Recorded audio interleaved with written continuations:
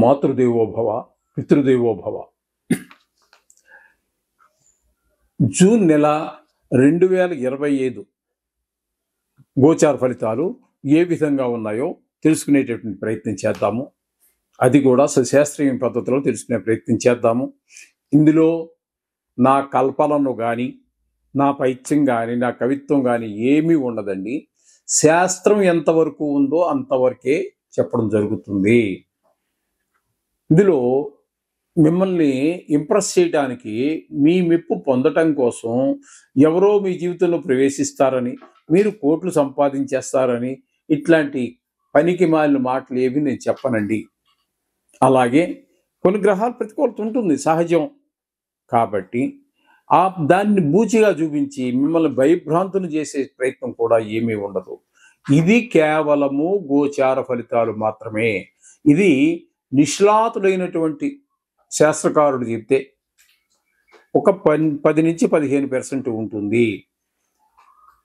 తదుపరి ఫలితాలన్నీ కూడా మన వ్యక్తిగత జాతకం మీద ఆధారపడి ఉంటాయి. ఆ వ్యక్తిగత జాతకానికి ఈ గోచార ఫలితాలు అనుసంధానం చేసుకుని చూసుకోవాల్సి ఉంటుంది.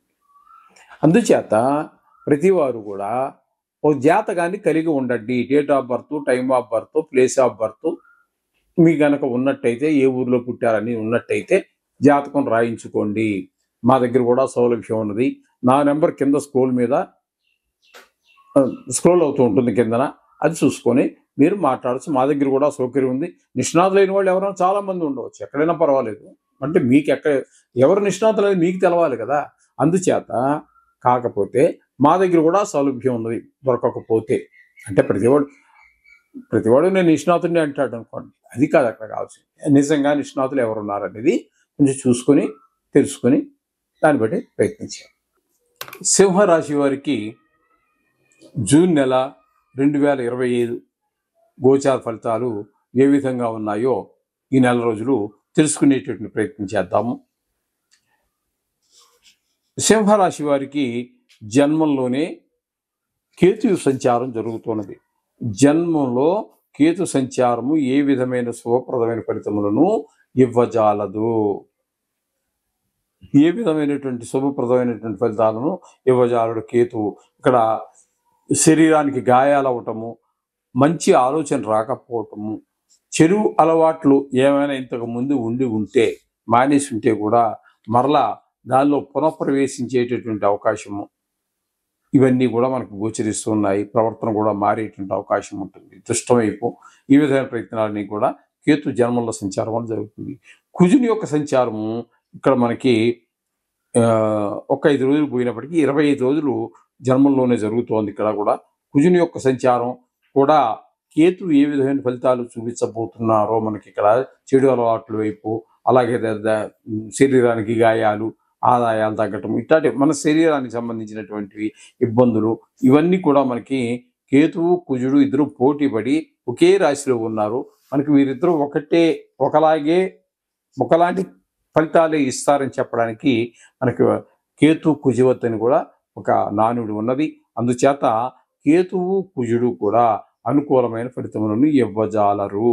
ఇకపోతే సప్తమ స్థానంలో రాహుగ్రహ సంచారం జరుగుతోంది.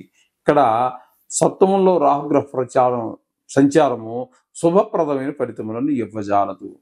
భార్యాభర్తల మధ్యన ఎవరైనా 2-3 కలిసి వ్యాపారం చేస్తున్నారు భాగస్వామ్యంలో, అటువంటి వారి మధ్యన అభిప్రాయ భేదాలు వచ్చేటటువంటి అవకాశం స్పష్టంగా గోచరిస్తూ ఉన్నది. అందుచేత తగు జాగ్రత్తలు తీసుకున్నట్టయితే పరిష్కారాలు చేసుకున్నట్టయితే పోతుంది. ఇకపోతే అష్టమంలో శని. ఈ సింహరాశి వారికి అష్టమ శని అంటారు.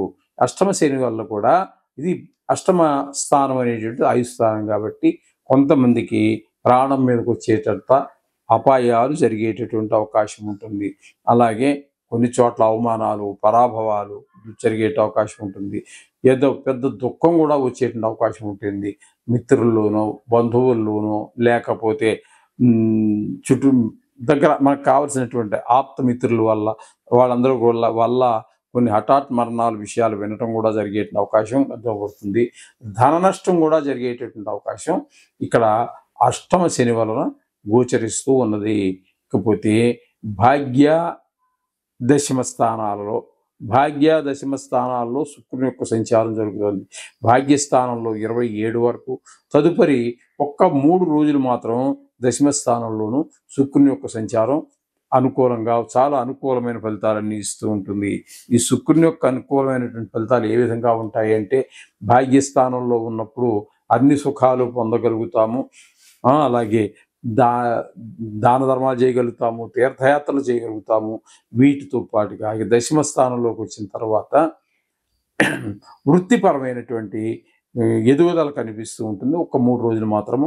ఏదైనప్పటికీ కూడా 2 రాశుల్లోనూ శుభప్రదమైన ఫలితాలు ఇస్తున్నారు కాబట్టి షేర్ మార్కెట్లో పెట్టుబడి పెట్టేటటువంటి వారికి, సినిమా రంగంలో ఉన్నటువంటి వారికి, టీవీ రంగంలో ఉన్నటువంటి వారికి, ఈ సోషల్ మీడియాలో ఉన్నటువంటి వారికి కూడా శుక్రుడు చాలా శుభప్రదమైనటువంటి ఫలితాలు ఇస్తూ ఉన్నారు. ఈ విధమైన ఫలితాలన్నీ కూడా మనకి సింహరాశి వారికి చెప్పుకోవాలి. ఇకపోతే దశమ ఏకాదశ స్థానాలలో రవి యొక్క సంచారం జరుగుతోందండి. దశమ స్థానంలో వృత్తిపరమైనటువంటి మంచి ఫలితాలు ఉంటాయి. వృత్తిపరంగా చాలా ఎదుగుదల కనిపిస్తూ ఉంటుంది. సొంత వ్యాపారం అయితే బాగా మరి వ్యాపారం బాగా జరగడం కనుక లాభాలు వచ్చే అవకాశం ఉంటుంది.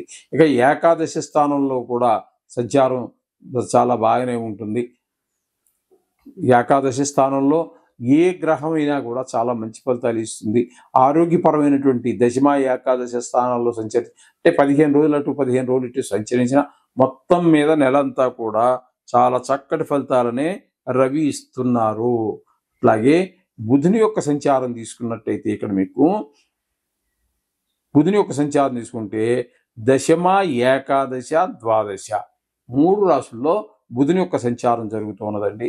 బుధుని యొక్క సంచారము నవమ ఏమండి నవమ బుధుని యొక్క సంచారం దశమ స్థానం ఏకాదశ స్థానంలో 2 స్థానాల్లోనూ కూడా చాలా చక్కటి ఫలితాలు ఉంటాయి. బుధుని వల్ల వ్యాపారం బాగా జరుగుతుంది.